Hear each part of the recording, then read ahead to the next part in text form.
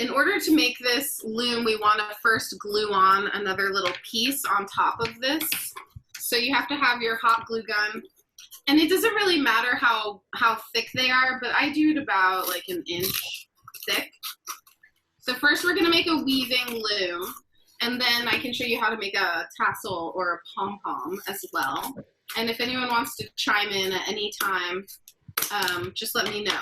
So I'm going to cut 2 little pieces this long that are going to glue onto this to just let it lift up a little bit so it's easier to weave the loom.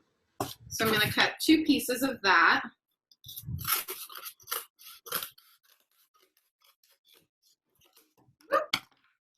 Okay, and then I want to give myself about an inch of room up here so that I can cut these little pieces up here. And so I'm going to glue a strip of glue onto my cardboard with hot glue, or just a regular glue stick is fine. It doesn't need to hold anything, it's just to hold this little bit up. And then I'm going to let my little piece sit on top of it so that I have some room up here. I'm going to do the same to the bottom side. So everything we do to one side, we also then do to the other side. So I'm going to put a bit of glue over here. Oop. Where'd my glue stick go? Oh, well, that'll be enough. So like that. So now both sides have a little extra height to it, which is really all we're looking for, so that when we have the string going back and forth here, that you'll be able to move the yarn through a little bit easier. Okay, so the next step is to mark off. I said you need a ruler because you're going to want to mark off every centimeter with a pencil or a pen, it doesn't matter. And then we're going to cut this whole little, we're going to cut a centimeter slit down each one of these. So every centimeter, I'm just going to put it down. It's hard to do things on the table. So what I'm doing is I'm marking off every centimeter.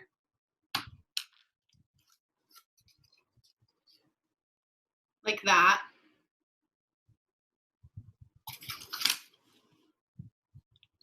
And I'm going to do that all the way across the whole top and bottom. And it doesn't have to be super perfect, but you don't want it so thin that it will cut, that you can't, that these won't hold up the string. So I've marked each one with the pencil mark. And now I'm going to go in and I'm going to cut each one all the way to the other cardboard. So I'm going to cut it. I don't want to cut your cardboard, so just cut until you hit the cardboard. Like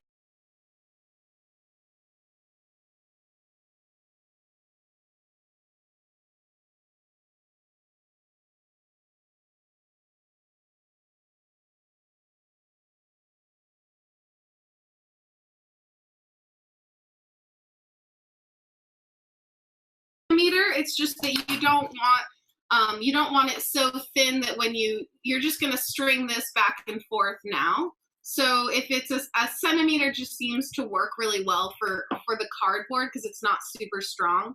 So maybe 1/4 of an inch is a little bit thin. Yeah, 1/2 inch, yeah. Yeah. So now I'm just going to cut all of these all the way down so that they're all cut like that. And now I'm going to do the same thing to the other side.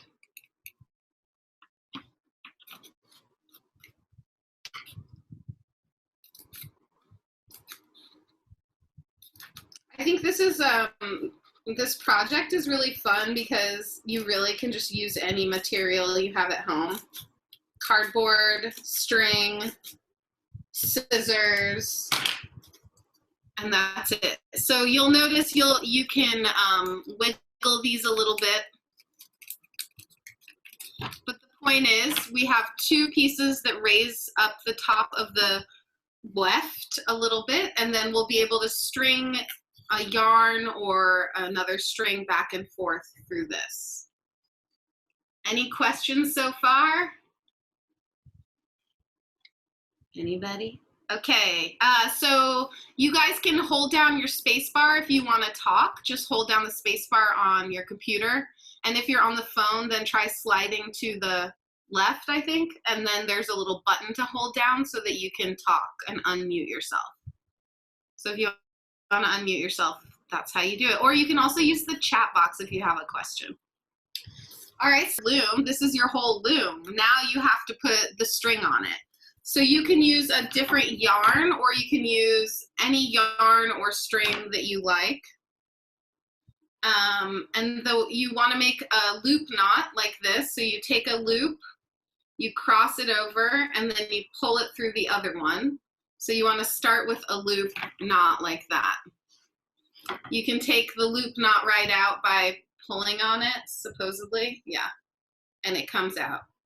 So again, you're going to crisscross, and then you're going to pull it through the other one to make a loop knot.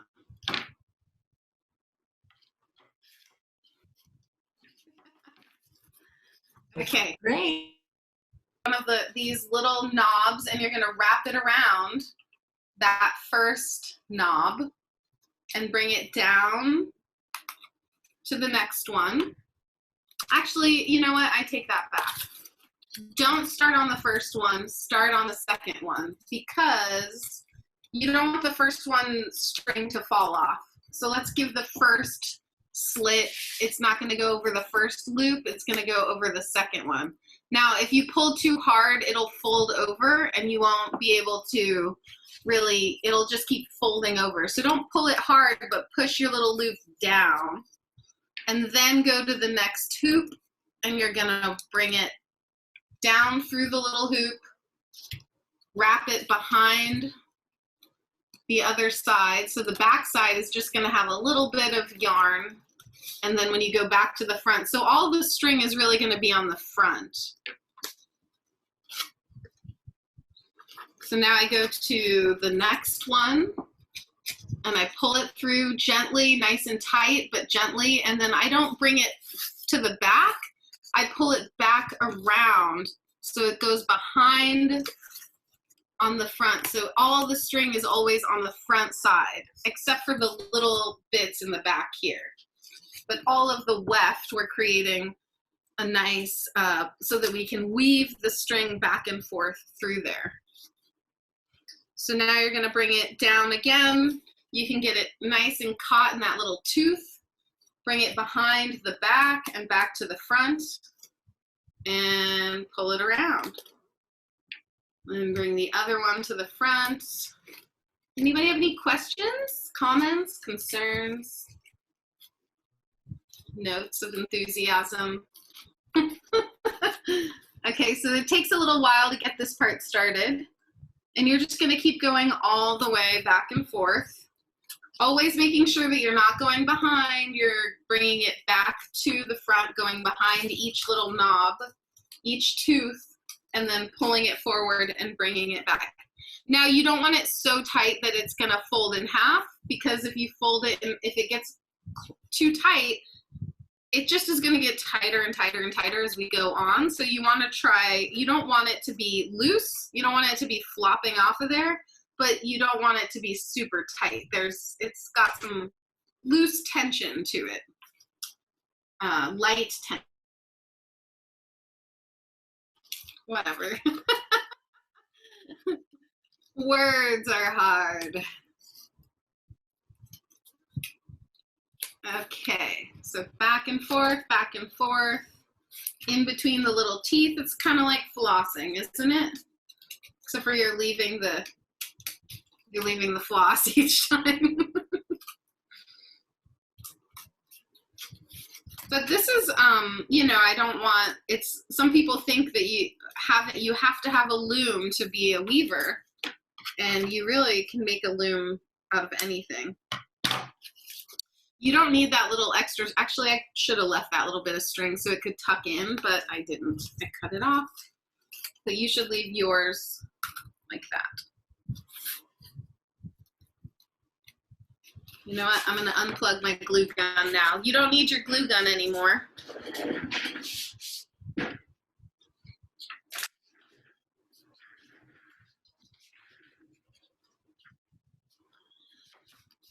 Okay, so the reason we put the cardboard was so that we would have that space in between. So you can see that there's a nice space in between the yarn and the cardboard. That's why we put that there. Okay, back and forth. So it goes the same for when you're doing the actual weaving part. You don't want to do it too hard. You don't want to pull it tightly, because what happens is it'll start pulling inward and it'll have like it won't be a straight weaving down. It'll end up being a weaving that'll go in and out and in and out. So it won't look like a straight piece of material because it's been pulled tight in some parts and then loose in other parts. Okay. When you get to the end, you have to loop it to this last piece and then tie it off. So I'm just gonna tie a knot here to this one and then cut it off. So I'm gonna cut it off first. And then I'm gonna bring this loop. You basically just want a little bit of a loop and a knot.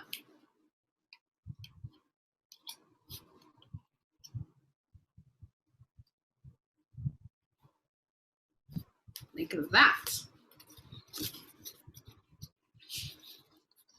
Okay, I feel like I need to wait a minute and let everyone catch up. So this is your last, this is what you should have when you're done putting it all together. Should we unmute people so they can just talk? Do you feel lonely, Katie? I do. Okay. I feel like It is a little weird. I had to move, by the way, because I was going low on bandwidth. So I had to run close to the... So how far behind are people on this? Ooh, look at Sarah's got hers. Oh, you're good. yeah, looking good. That's I'm still gluing. But that's okay. I started late.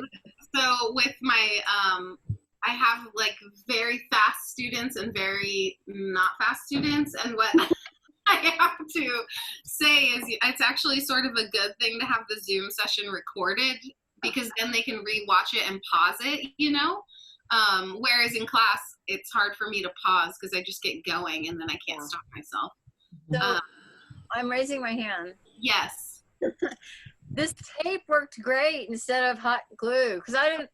Yeah, just tape it right over it. Yeah, tape it. I mean, it's not really it's being held down by the string, so it doesn't have to be, you know, really strong glued to the bottom. I was even thinking, you know, if you were really out of stuff, you could like sew the sides together if you had to, or just tie string around that way. I put a couple of sewing clips. There we go. Sewing clips. Yeah. But when you start weaving, it might get stuck on it. yeah, But I know. That's what I was worried about.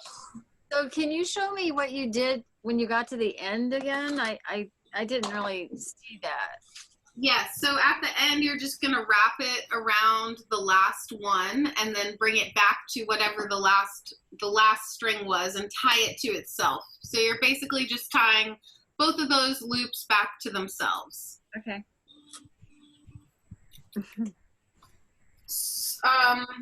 Now, speaking of needles, I know there's a lot of crafty folks in here, so you might have, oh, I do have a tiny little pom-pom maker. How exciting. I thought I didn't have a pom-pom maker today. Although I forget how to use this one. Anyway, I'll figure it out in a minute. Okay, so this is a really good yarn needle because the hole's really big. But if you don't have a yarn needle, you could use a pencil and just wrap some yarn around it. So let's say I want to start with this blue string. I'm just going to start wrapping. And this is something that, you know, weavers have different tools to wrap. Sometimes they're flat, or you could even use something like this, like a stirrer, because it's flat. Is that for what you call your shuttle? Samar, is that what you call your what? Is it a shuttle? The shuttle, is that what your pencil is for? Yeah, basically, we're just gonna wrap the yarn around, and then we can very easily pass it through the, okay, you know, the thing. The technical terms, I don't know. No. I'm not very good at the technical terms because I learned all of my weaving in Mexico, and so it's all in Spanish in my head. I was just trying to translate what I know from one thing to another thing, but Michelle's being fancy. Stop being no, Michelle, getting technical here. What's it called? Our vocabulary word of the day is. No kidding. I was happy to have Weft. Okay. So when I used to teach, it was, I always taught them that the warp goes up and down, and the weft goes from weft to white. That's how they. Siobhan's laughing now. Right, everybody. Wrapping stuff. I thought I would just watch. I could not watch. I had to go run, get shit, and bring it back in here. Me too. Same. I was like, okay, I'm gonna go get the cardboard right now. I love this color blue. It's so pretty. So yeah, I like to wrap it around a pencil, or you can use your needle if you have one, or you can just pass it through with your fingers. Doesn't matter. But I'll try this. I don't know if that's gonna work, honestly. Yeah, it will work. Well, I mean, is that my sewing kit? Samar's in my sewing kit. What are you looking for? I don't think we have yarn. And I don't think there's yarn needles in there either. Okay, so I'm going to use the needle because it's easier for me. Does everybody have a loom now? Okay, great. So you're just going to start. You don't have to tie anything. You don't have to do anything, but just start. And the trick is you go over, under, over, under, over, under, all the way across. And you can do it in the middle, you can do it on the side, but to get it started is the hardest part. So you can notice that it's pretty easy to pull it through. The string that you get on this side is all you get. So you want to pull enough through that you can use it for a while, but not so much that you're going to have to pull and pull and pull, because that gets frustrating. So I usually do like a couple arm pulls lengths to start, so maybe like that long. And now we just have an open end on the other side here, and I'm gonna cut it off a couple inches down. I'm gonna weave it back into most important thing, the first time you do this, in order for it to not slip off of the hoop here, is that you've got to put the blue string through this hoop. Wait, yes. And this is the end piece, the short piece, and it's the beginning piece of your loop. So the first time that you start, you've got to get the little string through this one of the loops. Otherwise, imagine that you take it off of here and this will just pull through here and unwind, right? If you don't catch it on this one. And then after you get it through the hoop, you only have to do that once. So then I go back underneath.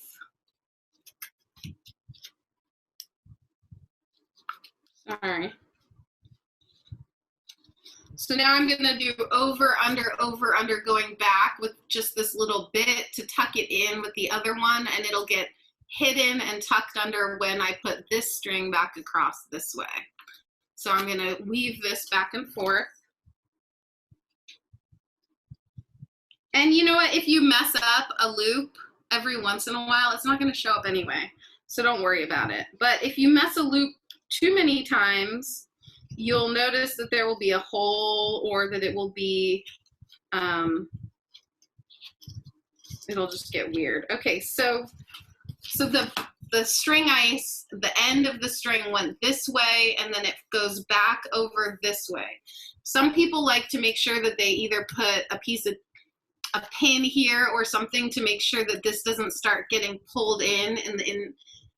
As you weave, people tend to weave it too tight. So every time you make a row, make sure that you sort of separate these and don't let it get too tight, or it'll just get, it just won't look good because it'll be a weird shape. Okay, so when you go back the other way, you have to go under or over whatever you were doing before. And I forgot to say, when you start this thing, you can then pull the yarn over to the beginning, the very top of the weaving, so you get to have all that space. And that'll keep everything nice and tight and straight too. So I've moved all my yarn over to the top of this, or you can just have your yarn over here. But I like to scoot it over. So now I'm gonna go over, under the opposite way. So I have my long piece of string, I have my beginning piece tucked in, and now I'm gonna go under, over the opposite way that I did before. Although it does match up with the little shorter piece. Weaving is a great pastime. It's the perfect way to spend your quarantine. What better way? Okay, so when you start pulling the strings over like this, when it gets to this point, what you want to do is not pull tight with your string, but you want to take either a fork or your fingers and then pull this down to the bottom. And so you can see it's not super tight. Well, it can be a little tighter than that. We don't want it flopping around, but we don't want it to get pulled. So now you can see I'm pulling it down, and then I'll go back the other way. So this is just straight lines back and forth if you want to just do straight lines.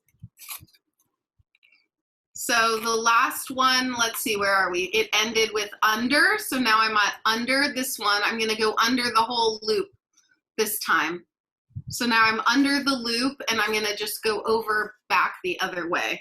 So you wanna start over here in the middle is the easiest way so that you don't get too tight with the pulling on it. You're gonna bring it through, over, under. You're gonna pull it through till it's about,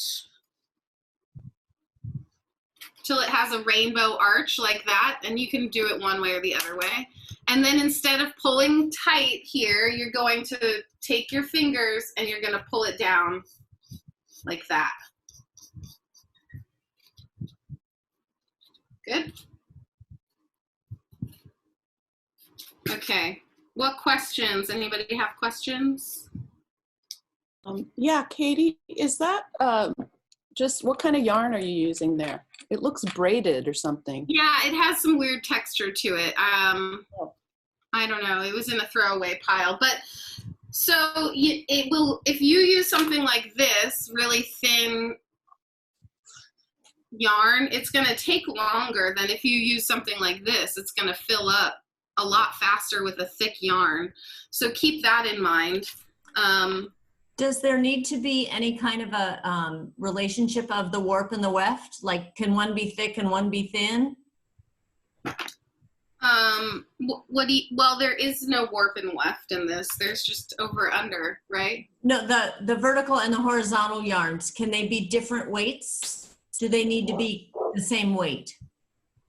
I mean, on a cardboard loom and with what circumstance you have, I would say just use what you have. I could string this with the blue yarn if I wanted to, and it would be fine. Okay.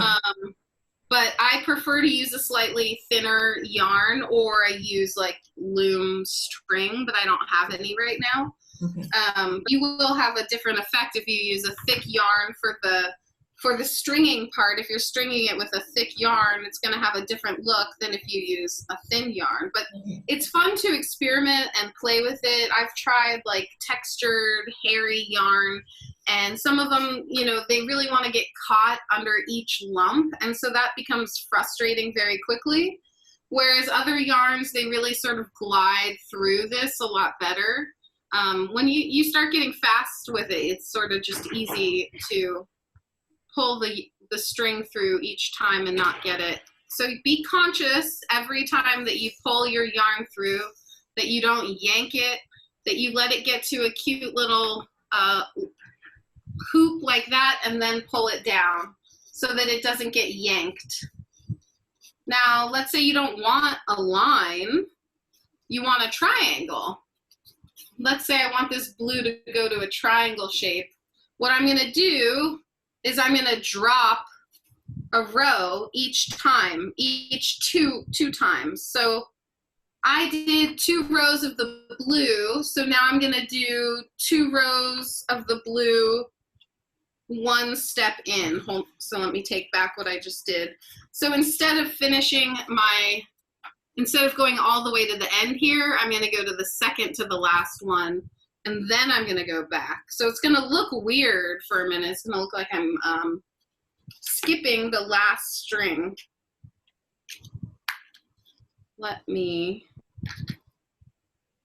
Yeah. So right now, this looks really weird and wrong, and it looks like I messed up and I missed this one, but I didn't. I did it on purpose. So I'm gonna go back this way now, and I'm gonna go to this one. I'm gonna skip the last one here. So I'm gonna just go in 1 on either side for my triangle.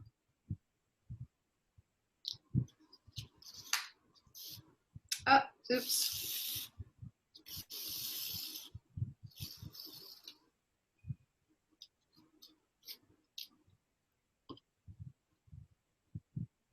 Anybody have questions? I have to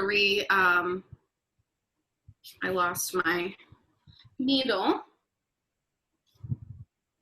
Okay, so on my triangle, I've gotten to the end of this is the 3rd row. I'm gonna do 2 rows of this now. So I did 2 rows all the way to the end, and now I'm gonna do 2 rows going 1 in, and then I'm gonna do 2 rows again going in 1 more, and then in 1 more, in 1 more, in 1 more. You get the idea. So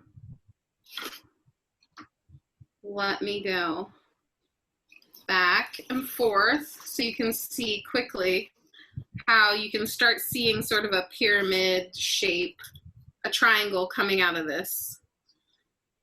Now, I've experimented with putting circles in. I've experimented with weaving shells into my weavings. I weave all kinds of weird stuff. So I don't think, you know, anything can make a nice weaving. Actually, that one behind me is, well, that black one is a regular weaving then with a bunch of pom-poms below it. Okay, so let me go back the other way so you can quickly see. And the way that I count my numbers when I count my rows is I make sure that I count the edge. So I can see that on the edge of this one I have 1 and then 2 rows. So 1 row, 2 rows, and then on this side I have 1 row, 2 rows of the widest strip.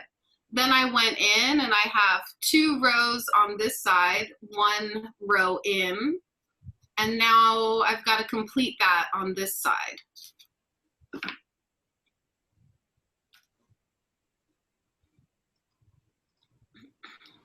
I like to pick a color combo before I start.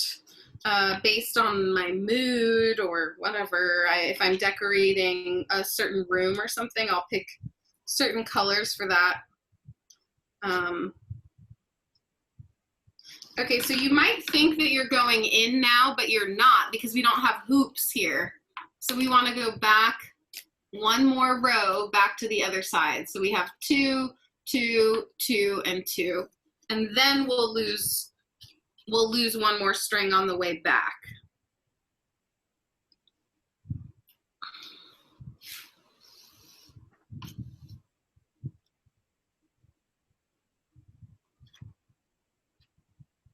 I'm gonna have some good paint sessions today. Okay, so I'm already getting a little tighter with my next row. I can see because there's so much space right here. So I'm gonna just give that a little tug, trying to make sure that those rows are pretty straight. Okay, so now I've got 2 rows on this side as well, so I can go in one more. So now I'm gonna have 2 empty ones, and I'm gonna go all the way across until I get to 2 empty ones over here.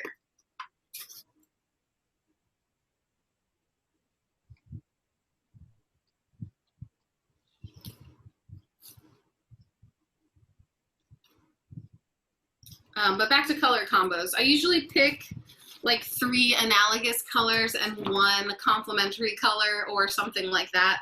Like today I was feeling the greens and blues, but then I also picked some rusty browns because I thought that was kind of a weird but good Southwestern combo.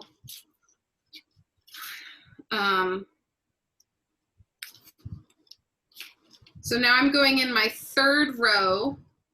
So I'm starting to go in one more time. So you can see that I have 2 empty, and now I'm on the 3rd string here to go in, and I'll go back the other way now. And I have pretty big yarn again, so this is filling in fairly quickly, but depending on your yarn choice, you may have a lot less rows. And that actually is a good point to point out with my triangle lesson, is that for this yarn 2 is working, but I've had smaller yarn where I had to do 5 rows of each. So or more, just keep that in mind. Or if you want a longer triangle or a shorter triangle, you can add or take away more rows based on what you want. The rest of learning how to weave is really just sort of a system of, if you want to learn patterns, you know, where to drop off and where to add different stitches, and or there's ways to actually weave in symbols while you're weaving separately at the same time. That makes no sense, but it's true. Okay, I got away from myself here. So, okay, no, I didn't. Okay. All right, so now as I work my way down, I'm on my 3rd row. So I've gone in, I have 2 hoops on this row here, the 3rd row. And if it helps to number them, you can put a number on these. So I'm calling this row 1, 2, 3. So now my triangle has just gone in, and now I'm gonna go back. Oh, now I'm going in again to my 4th row. But you don't have to make a triangle. If you want to just keep it simple and make stripes at first, absolutely. And then challenge yourself to make different shapes. Although I'm sure some of you are avid weavers. Does anyone have a loom, like a real cool loom? I have backstrap looms. I have a very cool tabletop loom that I got donated to me. That's nice. A beautiful thing, you know, like a perfect one, but in a tiny, I don't know what to call it, but anyway, it's a cool one. Is it a pedal? It does not have pedals. It's got the little thing at the top that you flip that pulls the strings up and back, up and down. Uh-huh. I forget what that's called. The harness thing, the harness holder thing. Yeah. When you are doing your design, do you mostly just eyeball it? Is there any other way of coming up with a design like beforehand and putting it on that cardboard and knowing, or what? Yeah, I organically just make it up as I go along, but you could definitely, now that you know how big your weaving is, and once you've played with this, you'll know how many down you can make, and then you could actually just get a piece of graph paper and draw out a design. You can also Google numerous weaving shapes, but I always think, you know, you have to just start with the basics, which is simple shapes. And yeah, you could absolutely, you know, I could go in and then have another triangle going out, or I could just have one triangle and sky, whatever you want. But yes, if you are going to get complicated with it and do more symbols or more techniques, then you'll definitely want to look some patterns up. I'm sure there's patterns, but you have to base it on the size of your loom. Right. Okay, so this is what always happens, is that people get so into their loom that they're just silent because they love the loom. Look at you all just happily weaving away. It's so cute. Let's see. All right. There we go. Yes. I had a friend who had some sort of like laser wood cutter thingy, and she had what's that thin wood called, that just like pressed wood with glue? I forget what it's called. Anyway, she cut out, basically like laser cut out little pieces like this to make her own travel looms. And then we just had these little looms with us all the time in our bags. And we weaved all the time on the train, on the bus, whenever. Except for they do take your needles away on the plane. I've never had my crochet needle taken though. Oh, Wood, no, that cheap stuff. Like pressed wood, MDF. MDF. Yeah, like MDF, exactly. Yeah. We've also made them with popsicle sticks. Oh, cool. And so you put all the popsicle sticks across, and then you glue one across at the top and at the bottom, just like your pieces. Uh-huh. The ends of the popsicle stick become the teeth. Oh. Like you're doing. Yeah. But it's teeny. You make like this teeny weeny little, you know, the length of a popsicle stick weaving. Yeah. That's a great idea. I mean, really, I've done it. I've taken plenty of paintings. I have like 12 by 12 paintings. Take the canvas off, nail nails in every centimeter, and do it that way too. That's how I first started, actually. That's when I knew I was going to be a painter and a sculptor, when I ripped up my canvas to make a sculpture. Yeah, I did that too. Ooh, I get lucky. I think I'll have just enough yarn to get to the bottom of my triangle. Let's see. So when you get to the top of the triangle, it goes really fast because it's just 3, then 2, then 1. And you can choose if on the last one you keep it to 3 or to 1. You'll see when you get to the bottom how it, or the top, I mean. I'll show you.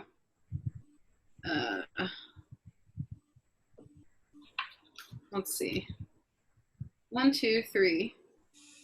Sometimes I forget to count and then I lose. So at the bottom here, it's going to have 3 back and forth, and then the last one will just wrap around itself one time. And then I'll show you how to end it, because that's a really important thing as well.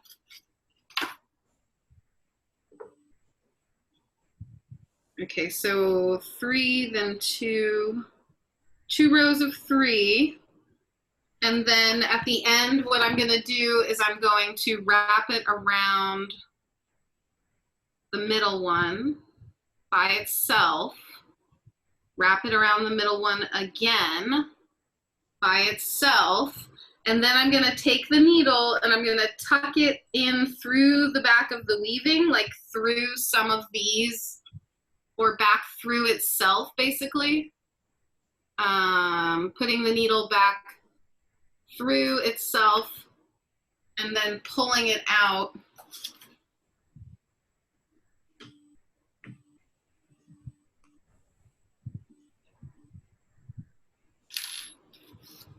Like that. And then cut it off or tuck it in the back. So you can cut it off or tuck it in the back, or I like to tuck it all the way in. I usually just weave it through or just weave it through to the back side. And then you organize it so that it's in the right shape so that when you build the next shape next to it, that works. There we go. So that's how you have a triangle. And then I'll show you quickly how to add in this part if you're gonna add in a different color into it, so then you can do the rest on your own after that. But I'm gonna do this red color so that you can really see what I'm doing. Where'd the needle go? Oh, there it is.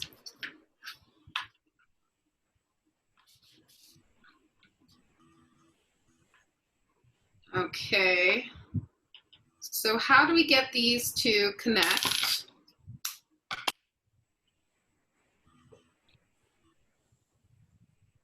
There's a couple ways to do it. You can either go up or you can go down.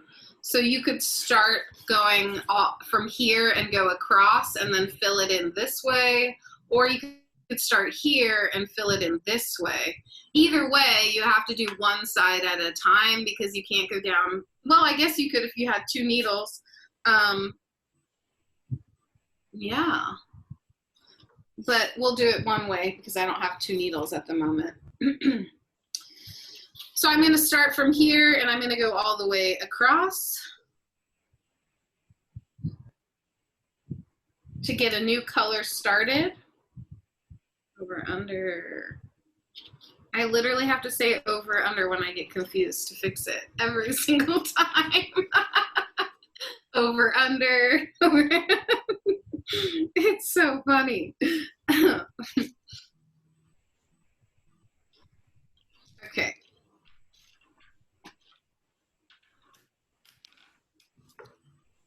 New color. So I'm going to tuck this one behind and weave it back in.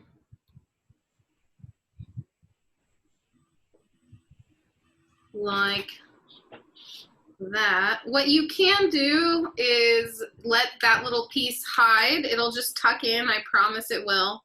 Or you can tuck it into the piece behind it.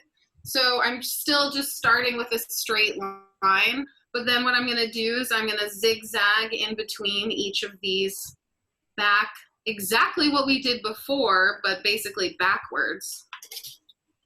So, and you'll see the difference because on this one I have a thinner string of yarn, but I have to fill this whole section right here. So I can't fill this section probably with 2 rows. Where is it? I'll probably have to do 3 rows.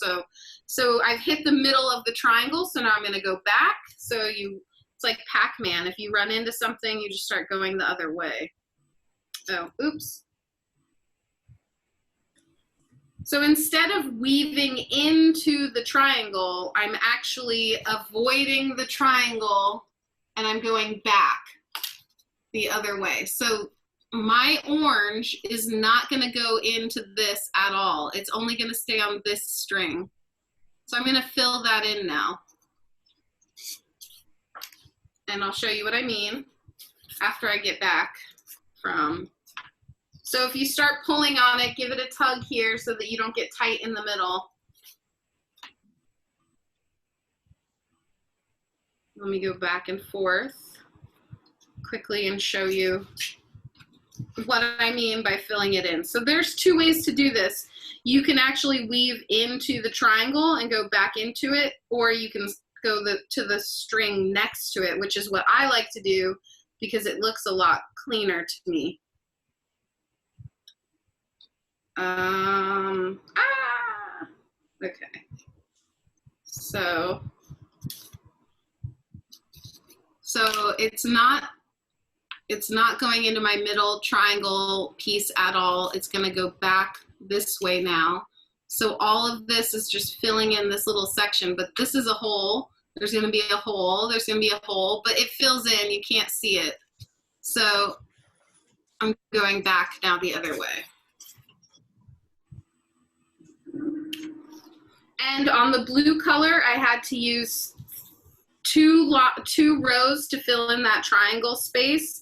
And for the red, I'm having to use, I think, 4 rows. So I'm doing this part more by feel, and I do it by what looks right rather than what like if I just said, okay, next color, it has to be 2 rows of red, but it doesn't fill in this area as much as I need it to, so that doesn't make sense. So you have to adjust your color, your rows based on the yarn that you're using. So there's no specific correct formula. Okay, now I finally filled in that top row, and it took 4 rows, yeah. So now I'm gonna move over. I've filled this row in. Now I'm gonna come back this way, and I'm gonna fill in this row. So I'll go back to here, and then back to here, and then back 4 times to fill in this shape here. Katie? Yes? Wait, you're muted. You'll never intersect the orange into the blue? Like you'll never go through a loop with your needle? I never do, but you can if you want to, but I don't. It's not, it won't be the thing that holds it together. That's kind of what keeps running through my mind. Well, because this next row is going to attach, it's attached to it in a different way. So now I've gone to this next one, and I'm just filling in this, but this is so connected to this one. And yeah, right now there's a little hole here, but when you take it off of here, it all shrinks together anyway, so it gets really tight.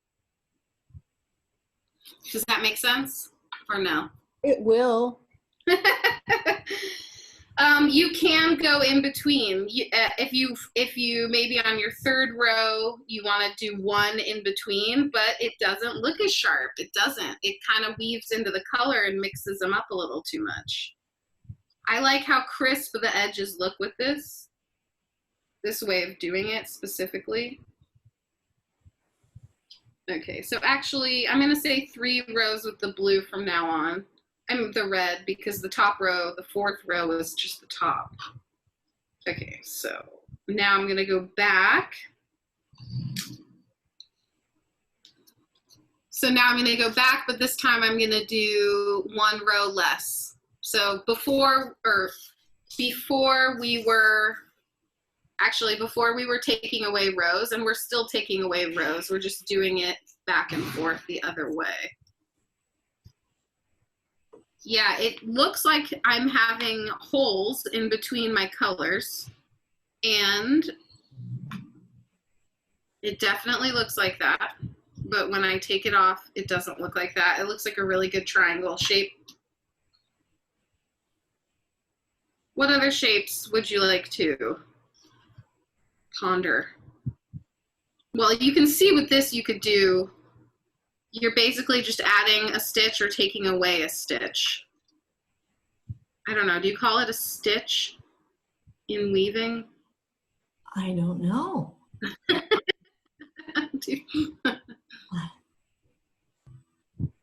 Let's say it is. Okay, so I figured out that 3 rows of this rusty orange go perfectly in between the 2 rows of blue, and yes, there's a bit of a hole in there, but it'll have a nice pyramid step to it, real crisp. But if you want to give it a try, if you're doing 3 rows, you could do the middle row goes in between the blue and see if you like that better. There's also such thing as having it too loose, like this one is sort of flopping up and it's probably going to stick out more than the others. Another great household tool for pushing your weaving down is a fork. You can take a fork and it'll pull down your pieces for you. Ooh, I'm pretty good at cutting just enough yarn. Well, let me not say that until I actually know for sure that I have enough yarn for this last little bit of triangle.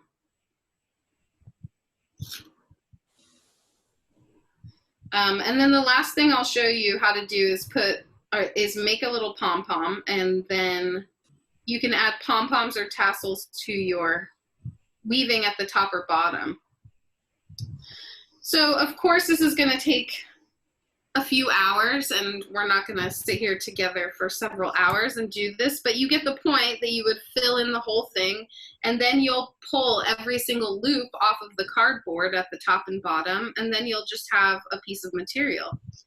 After that, you can put it on a stick if you want, or you can put it on, yeah, some people like to hang it with a little hanging piece, which you can do. Like I've done, I'll show you on this one.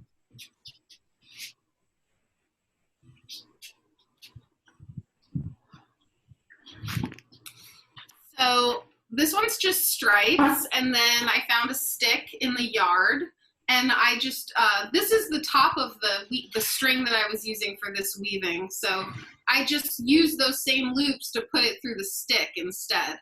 Now, you could tie another string up here and have it hang from that, or just find a stick in your yard. Then, no requirement to put this many pom-poms on the bottom of your weaving. But then I added, actually, I don't remember how I did this. I don't remember how I added this in, because it's woven into the back. So that's what I was saying. See, I somehow wove the tassels into the back of it. I don't remember how I did that, but it worked. Oh, maybe I did loops or something. But anyway, I like the stick method. It's fun.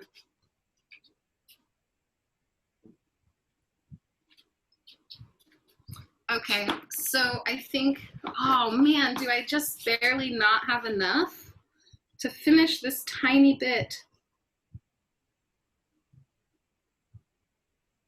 Okay. Oh, that is torture. That is torture. Look at that. So normally I don't propose that you should put a knot in your weaving, but occasionally when things like that happen, I will just tie a little bit more string together onto it.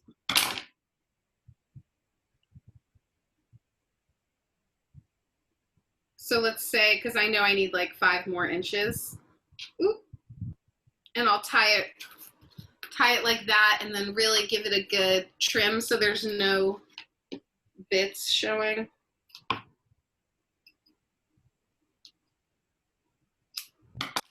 Okay, now let's see if I can finish it.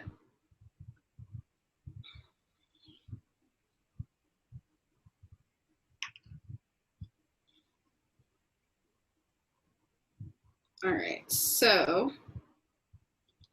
same thing when you get to the bottom and you're in the corner of your weaving, the thing that you always want to do is somehow tuck the bottom of the string back into the weaving somehow. So however you find best, but I'll show you my method.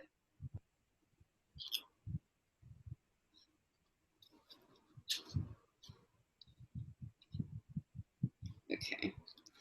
So yeah, maybe on this last little bit, Siobhan, for example, I will go into this row just slightly because this will otherwise just be wrapping around itself. Or it can just be wrapping around itself. So either way. And then it might have like a tiny little hole, kind of. It might. I don't think it will though. It really sucks into itself.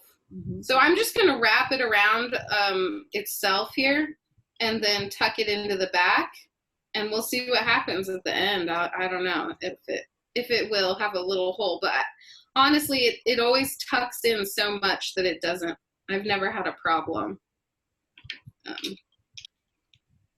And that's also why you don't have to knot the pieces at the beginning and at the end. You just tuck them in because they really do tighten up on themselves.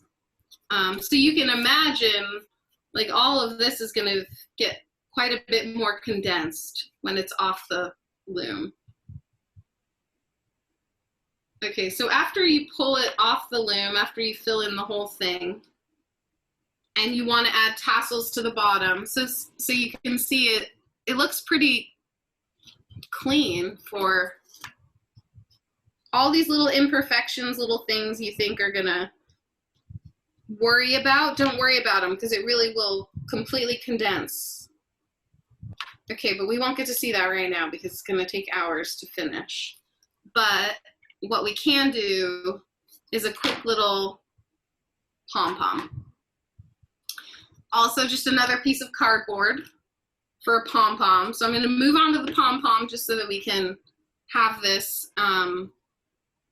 Let's see, what color do I want to make my pom-pom? So this is just a piece of cardboard that I'm going to use to wrap around. You could use just a smaller piece of this, like, let's say, like, this thick. We don't need all of that. Your piece of cardboard should be about this big for a pom-pom. Katie? Yeah. Just really quick before you move on, I missed when you're done with the weaving, like, so let's say I get to the end. Yes. And I filled it all up. You just, is there a certain way that you wrap around the very last stitch and then you take it off of the loom, or how? Yeah, so the same way that you started is the way that you're going to end. You have to make sure that there's something that goes through this last loop. So you can also start on this side and work your way to the middle, or you can work your way all the way across. But there's nothing that's really holding it super tight. There's not really any knots. The thing that holds it together is pressure from each other part, from it compressing into itself, basically.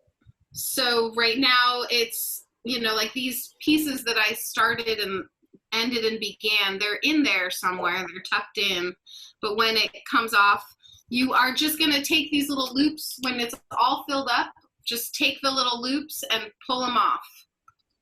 Okay. Like, and then go to the other side and pull, and then it'll just fall off anyway. Okay. And then, yeah, then you'll have just a piece of material yay big. And then if you want to tie pom-poms on to the edges of each of these loops at the bottom, you absolutely can. Okay. Thank you. Yeah. So yeah, I always thought that was weird when I started weaving. I was like, wait, we're not gonna knot it. We're just gonna tuck it in. Like, really? But that really is how we do it, and it does always stay together. And blankets are made that way, and baskets are made that way, and it has to do with, you know, somehow all of it crisscrossing together that keeps it really nice and tight.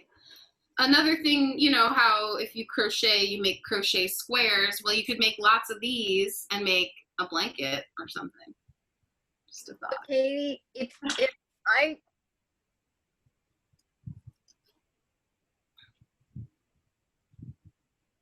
wait, hold down your button, your space bar.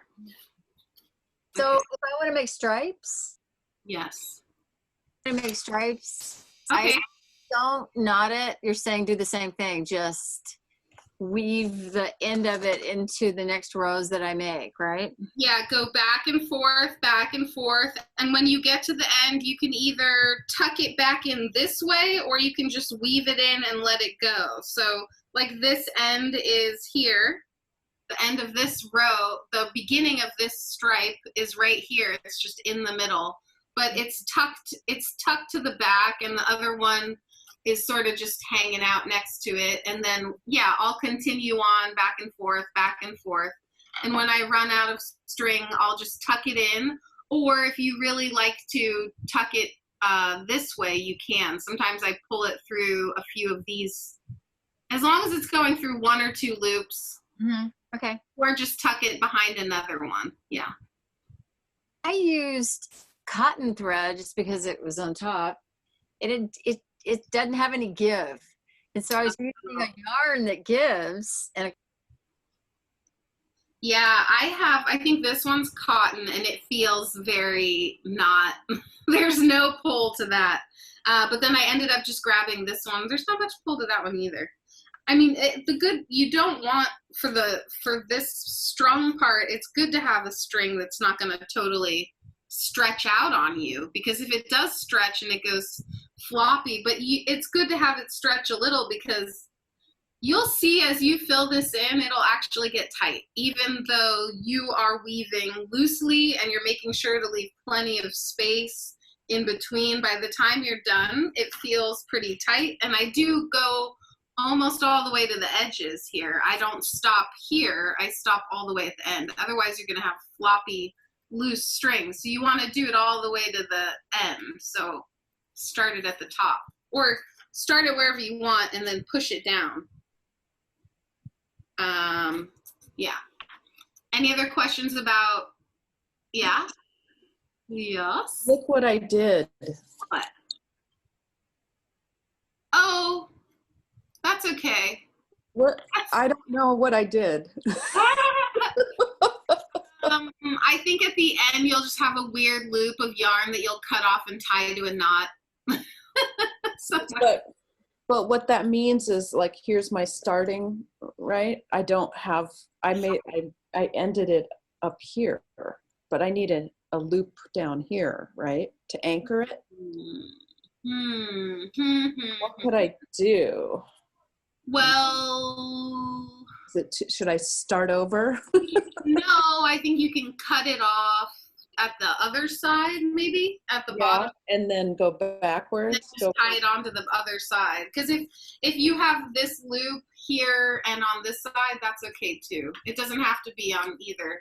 It doesn't matter where they are. If you lose, it can't be up here though. It's got to be down here, right? Yeah. So. Yeah, I mean, if you lose a string, you're gonna have it smaller at the bottom. I can cut it and make it, okay. I think I can figure it out. It always happens. It always happens because it's, I don't know, there's something about, you want to go well, back. I didn't even look at the back. I didn't even look at the back until a second ago, and I was like, uh-oh. Uh-oh. What did I do? All right, so Pom Pom, real quick and easy, with a smaller little just hand-sized piece of cardboard, or even wrapping around your hand. You're just going to start wrapping it around a bunch. And this is not hard, and you'll get it pretty quick. I have tons of pom-pom makers, but they're all at home, and there's none in the studio, and I'm in the studio today. So I'm going to just wrap this until it gets, I mean, you have to imagine that if you want this to be a ball, it's going to have to be pretty thick. Yeah, so again, to get the weaving off when it's all filled up, you're just gonna, you can, if you're not gonna use the loom again, you can just bend these forward and it'll flop off. Or gently pull them off if you wanna use the loom again, because if these get too bendy, it's not gonna be great. It's not gonna work for you. But then if you love weaving on a cardboard loom, eventually you're probably gonna wanna get yourself a real loom anyway. Okay, so now I have plenty of yarn on my little cardboard. And I'm gonna cut that off, and then I'm going to, what am I gonna do? Yeah, then I'm going to stick my scissor into the edge of the cardboard, and I'm gonna cut it open there, and I'm gonna do the same to the other side. And there's all kinds of different cardboard methods to do this at home. And then I'm gonna hold it like that, get a different, longer string of yarn, and I'm gonna wrap it around a couple times so that I don't lose it, because all these little pieces will come apart. Okay, like that. Then I'm going to give myself some extra string. And I have to be careful not to lose all my little pieces while I tie this in a tight knot. But lucky for me, I've had a little bit of experience with making pom-poms. So tie it nice and tight, double knot, and then you're just going to give him a little haircut where he needs some trimming. So I'm going to hold it. I kind of like to squish the edges a little bit. That. And then you have a little pom-pom. So you can imagine that this could tie very easily to any one of these little hooks on the back.